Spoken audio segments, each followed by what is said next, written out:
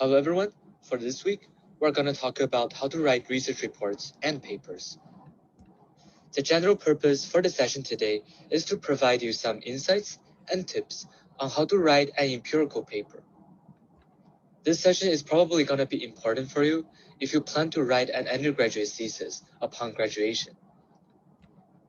As you can see on the slide, we have basically summarized the most important sections that are normally found in an ordinary empirical paper. First, we start with the abstract, keywords, and table of contents, and then we move on to the topic introduction, theme overview, and background information.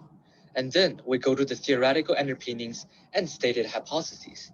And then we go to research methodology, data construction, and statistical treatment. After that, we move on to discuss about the research results and findings. And finally, we go to discuss about the research conclusions, contributions, limitations, and further extensions about the topic.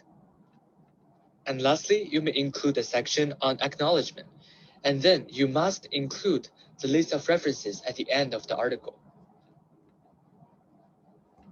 So now let's move on to talk about each section in more detail.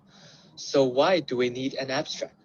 So the purpose of an abstract is to inform the reader about which topic or field you are discussing about in your article, and which basic research question you want to address in your paper. Another important point about an abstract is that you should write about the specific contribution you are making to the current literature. And also, you may include some of the research keywords under the abstract. If you look at the articles published in different journals, which can be found in different scientific databases such as SSRN, Google Scholar, or Online Wiley Library, you find they have their keywords. The reason for having keywords is that we can classify them into different subfields in the social sciences. One example is the Journal of Economic Literature classification for economic papers. And if you plan to write a graduation thesis during your fourth year as an undergraduate student, it is also a good idea for you to include a table of contents, which shows the basic structure of your thesis. It is quite likely that your thesis is going to be more than 10,000 words, so including a table of contents makes it easier for the professor and the readers to understand the structure of your analyses. After writing the abstract, it is a good idea to include a section on topic introduction and theme overview. You should give some brief explanations for your research motivations and your research question. And it is also very important for you to include a sufficient amount of literature review for a research background. You should neatly summarize what types of research and what kinds of conclusions are already made in this existing literature. It is probably a good idea to keep in mind that doing research is to stand on the shoulders of the giants in the literature. And ideally, you should identify some sort of research gap which you want to investigate. And then you should state why your research seems to be academically significant or valuable to this literature. You shouldn't just blindly give a long list of existing research, including articles and book chapters. What you should do is to make clear connections between those existing research to your own research, and say that why you think that you can contribute to the existing gap of this literature. For example, my specialization as a graduate student is comparative politics of East Asia. We know that in political science research, a large amount of research about democracy and about voting is from the Western world, is from the United States and Europe. So when we want to apply some of the theories and hypotheses from those research conducted in the West to the context of East Asia, we can find some inconsistencies and some problems to be addressed. In this case, we can state that because there is not sufficient amount of research conducted in East Asia about the theories that are developed in the West, we can do some observations and empirical tests to see whether those theories actually apply to the circumstances in East Asia across different regions. Sometimes when you do an empirical research, you need very clear theoretical underpinnings in terms of mathematics and statistics. Maybe you need equations and formulas, And if you are conducting a regression analysis, you need a regression equation. From the formula, we can more easily identify which is the independent variable and which is the dependent variable. And in terms of multivariate regressions, we can see the number and type of different variables involved. Through this way, the readers can easily find out what types of relationships, correlations, or causations you want to imply in your research. If you want to build a good foundation in mathematics, I recommend you to take some of the mandatory courses in your first year very seriously, such as Introduction to Mathematical Analysis and Public Philosophy. And if your empirical studies are building upon microeconomics or macroeconomics, probably it's a good idea for you to take those fundamental courses in microeconomics, such as Microeconomics A and B, as well as macroeconomics, such as Macroeconomics A and B. And if you want to understand better the regressional tables and to conduct your own regressions using some of the programming languages, then you should probably take econometrics. Apart from empirical research, we also have another type of research, which is called formal models, and game theory is an example of it. In this case, we use mathematics extensively to express the steps of our analyses. Okay, so after the theoretical underpinnings, we also have to state our hypotheses really clearly, such as H0, H1, H2, and H3 if you have a range of different hypotheses. And those hypotheses should be expressed in terms of correlations, causations, or some other types of relationships between different variables. In order to understand causation, correlation, and different types of relationships, you should probably take the courses of statistics and research design. After stating the research question and research hypotheses, you have to start looking at the research methodology. So research methodology includes data collection and data treatment. And you have to state clearly where you got the data and how you process the data. And if you think about the research as cooking, research methodology is how you cook the food. The most important thing about data construction and data analysis is that we want to simplify our datasets. We want to pick and select the most important and relevant information from a large dataset. And then we do some variations and we do some filtering and cleaning to our dataset so that we can analyze the relationships we're interested in. After processing the data in an accurate manner, we can get some of the summary statistics as well as some of the regressional tables if you are analyzing some types of correlation. The summary statistics include the number of observations, mean, median, standard deviation, quartiles, and so on, so that we understand the distribution of the variables in the research.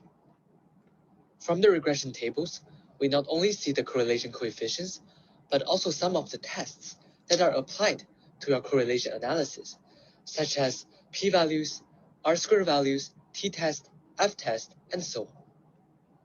It is also a good idea for you to take courses apart from econometrics, such as research design and experimental economics, so that you have a good idea about how programming and data collection and data analysis work in reality.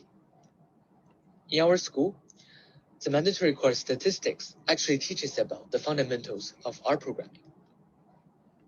As you may know, R is a programming language and RStudio is a programming software. You can download them for free.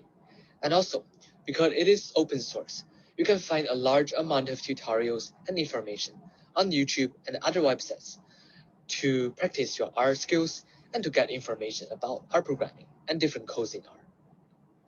For example, DataCamp is a very famous R programming exercise platform where students engage in different exercises, and some of the courses are actually free. And you can also get certificates if you complete a course. You may also find important to have some sort of knowledge on other programming languages and other programming softwares as well, such as Data and SPSS. You may find, in some cases, them to be more convenient. And if you want to study Python and Java, you can also take courses from the engineering department. I believe there are some open courses there. And also, in our school, there are also some programming courses as well.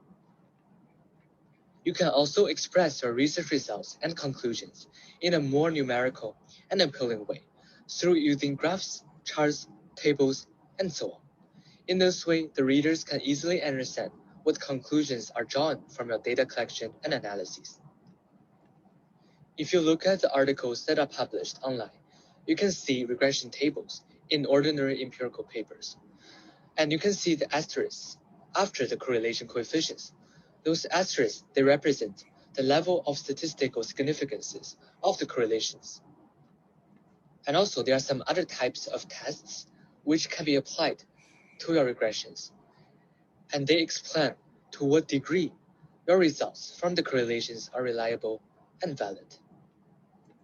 After that, you might want to say a few words about how your research results are similar or different to the existing research and how they work in the current era and in the current situation or region. At the end of the article, you probably should include the acknowledgement. If you are under supervision of a professor in your semi or advanced seminar, you should thank for the guidance and advice given by that academic supervisor. And also, if your research project, such as your data collection or data analysis, are funded by some institutions, you should also state that in the part of the acknowledgement.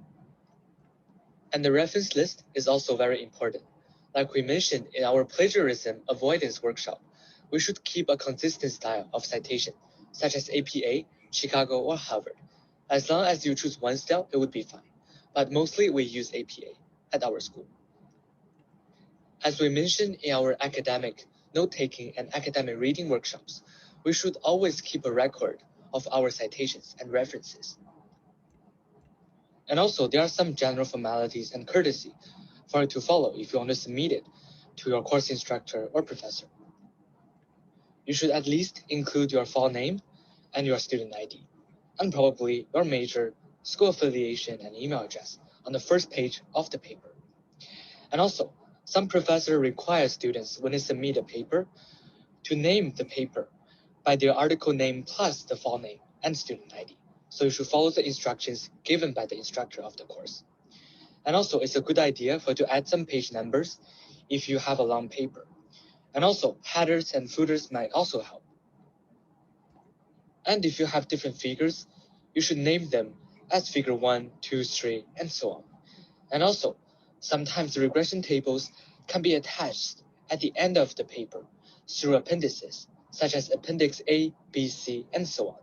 So it makes it easier for the reader to read the article first and then go to the technical details. Lastly, it is also a good idea to use footnotes to indicate some of the sources of your information and data. And importantly, you can use RefWorks, EndNote, and Mendeley softwares in order to prepare your list of references and citations.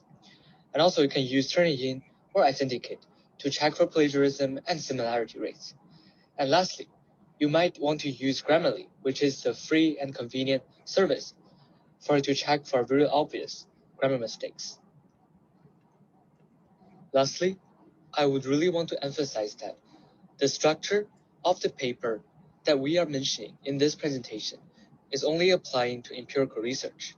There are other types of research, such as theoretical and formal models research, such as game theory. Then we do not use available data. We use more mathematics to formalize our research. In that case, you should learn from specific courses, such as game theory. And also, if you want to write papers around the topic of economic philosophy or political philosophy, then probably you are also not using data collection method. So in that case, you should learn from specific courses, such as history of economic thought, history of political thought, and Japanese political history, Japanese economic history, or Japanese political thought. Those courses will give you some insights in how to formalize your research in those areas. And also, sometimes for international relations, we also have a different style of writing a paper. In that case, you should consult the professors in charge of those courses, such as international politics, international political economy, and comparative political economy. I believe they will give you some guidance. And again, if you want to learn about specific subfields, you should always learn from those specific courses, such as behavior economics, labor economics, urban economics, development economics, environmental economics, house economics, food economics, education economics, industrial organization, corporate finance, public finance, international trade, international finance, and money and banking. There are so many different emerging subfields of economics in the recent years. So if you are interested, you should probably take those courses either in Japanese or English. Our school offers a wide range of applied economics courses, so you can get an idea about how different empirical research work in different subfields. After talking about the structure of the empirical paper, we would like to offer some general advice on writing academic papers. So you should treat this academic writing course, which is mandatory in your first year, seriously, so that you know how to phrase your sentences in an academic way and to avoid academic biases. And you should start thinking about what type of field you want to specialize in taking elective courses. Time is limited and it's quite impossible for us to take all the subfields courses. So importantly, you should determine a path for research and for your graduation thesis as an undergraduate student, so that you can take relevant courses surrounding that area. And a very important decision for you to make when you become a second year sophomore student is to choose your advanced seminar. It is always a good idea to look at the syllabus of each semi offered in our program, and then you can select the professor that you consider as most appropriate in guiding your own research. Given that professors have different teaching styles and supervision styles, and also each semi has a different atmosphere. If you want to stay in the semi for a long time, then it's a good idea to find a semi that you will feel comfortable with. It is a good idea for to start thinking about and preparing your undergraduate thesis project by starting with a research proposal. And also, if your paper involves a lot of mathematical equations, it's a better idea to not to use Word, Microsoft Word, but to use LaTeX and Overleaf. And also, if you want to make research proposals by doing presentations to your peers and your academic supervisor, it is a good idea to write your presentation using Beamer. For a literature review, it might be a good idea for you to make full use of the scientific databases and research portals that we advise to you, such as SSRN, Wiley Online Library, and so on.